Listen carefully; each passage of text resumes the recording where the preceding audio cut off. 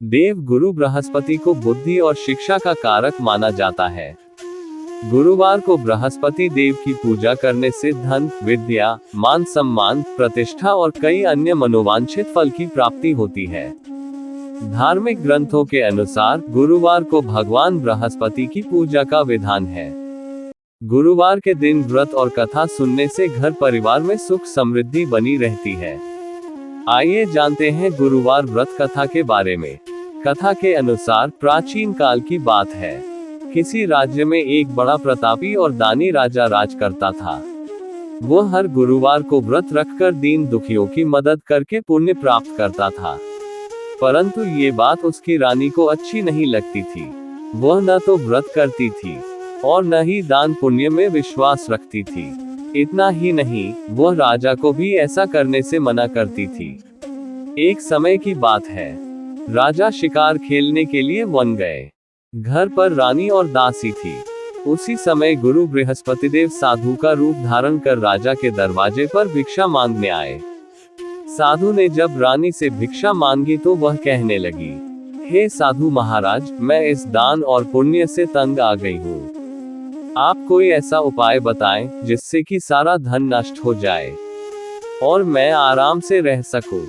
इतना सुनकर बृहस्पति देव ने कहा, हे देवी, तुम बड़ी विचित्र हो। संतान और धन से कोई दुखी होता है।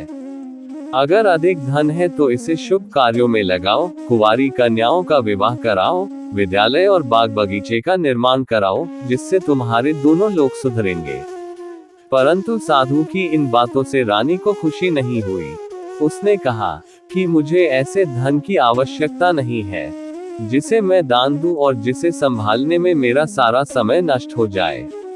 तब साधु ने कहा, अगर तुम्हारी ऐसी इच्छा है तो मैं जैसा तुम्हें बताता हूँ तुम वैसा ही करना। गुरुवार के दिन तुम घर को गोबर से लीपना, अपने बालों को पीली मिट्टी से धोना, राजा से हजामत बनाने को कहना, भोजन में मांस मदिरा का प्रयोग करना, कपड़े धोबी के यहाँ धुलने देना। इस प्रकार 7 बृहस्पतिवार करने से तुम्हारा समस्त धन नष्ट हो जाएगा। इतना कहकर साधु के रूप में बृहस्पतिदेव अंतर्ध्यान हो गए। साधु के अनुसार कही बातों को पूरा करते हुए रानी को केवल 3 बृहस्पतिवार ही बीते थे कि उसकी समस्त धन संपत्ति नष्ट हो गई। भोजन के लिए राजा का परिवार तरसने लगा। तब एक दिन राजा ने रानी से बोला कि हे रानी, तुम यहीं रहो, मैं दूसरे देश को जाता हूँ, क्योंकि यहाँ पर सभी लोग मुझे जानते हैं, इसलिए मैं कोई छोटा कार्य नहीं कर सकता। ऐसा कहकर राजा दूसरे देश चला गया। वहां वह जंगल से लकड़ी काट कर लाता और शहर में बेचता। इस तरह वह अपना जीवन व्यतीत करने लगा। इधर राजा के परदेश जाते ही रानी और दासी दुखी रहने लगी। एक बार जब रानी और दासी को 7 दिन तक बिना भोजन के रहना पड़ा तो रानी ने अपनी दासी से कहा, हे दासी, पास ही के नगर में मेरी बहन रहती है। वह बड़ी धनवान है। तू उसके पास जा और कुछ ले आ, ताकि थोड़ी बहुत गुजर बसर हो जाए। दासी रानी की बहन के पास गई। उस दिन गुरुवार था और रानी की बहन उस समय बृहस्पतिवार व्रत की कथा सुन रही थी। दासी ने रानी की बहन को अपनी रानी का संदेश सुनाया, लेकिन रानी की बड़ी बहन ने कोई उत्तर नहीं दिया। जब दासी को रानी की बहन से कोई उत्तर नहीं मिला तो वह बहुत दुखी हुई और उसे क्रोध भी आया। दासी ने वापस आकर रानी को सारी बात बता दी। ये सुनकर रानी ने अपने भाग्य को कोसा। उधर रानी की बहन ने सोचा कि मेरी बहन की दासी आई थी, परंतु मैं उससे नहीं बोली, इससे वह बहुत दुखी हुई होगी। कथा सुनकर और पूजा समाप्त करके वह अपनी बहन के घर आई और कहने लगी, हे बहन, मैं बृहस्पतिवार का व्रत कर रही थी। तुम्हारी दासी मेरे घर आई थी, परंतु जब तक कथा होती है तब तक न तो उठते हैं और न ही बोलते हैं, इसलिए मैं नहीं बोली। बताओ दासी क्यों आई थी? रानी बोली, बहन, तुमसे क्या छिपाऊं, हमारे घर में खाने तक को अनाज नहीं है। ऐसा कहते कहते रानी की आंखें भर आई। उसने दासी समेत पिछले 7 दिनों से भूखे रहने की पूरी बात अपनी बहन को बता दी।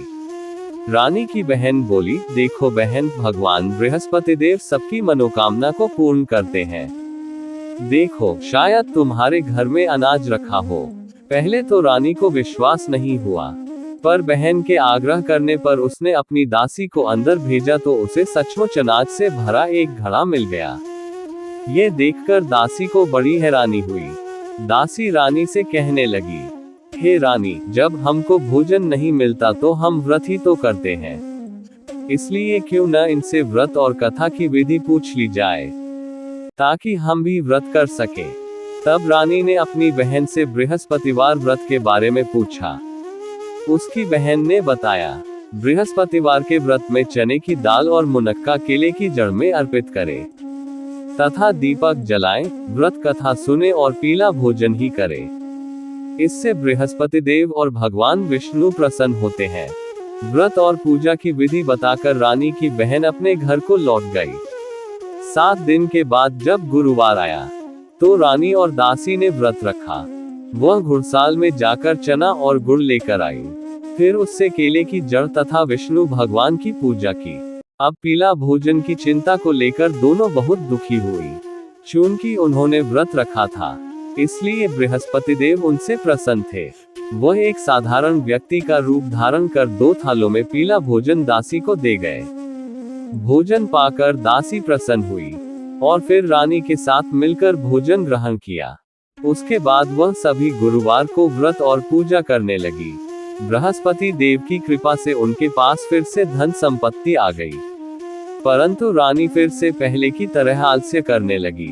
तब दासी बोली, देखो रानी, तुम पहले भी इस प्रकार आलस्य करती थी।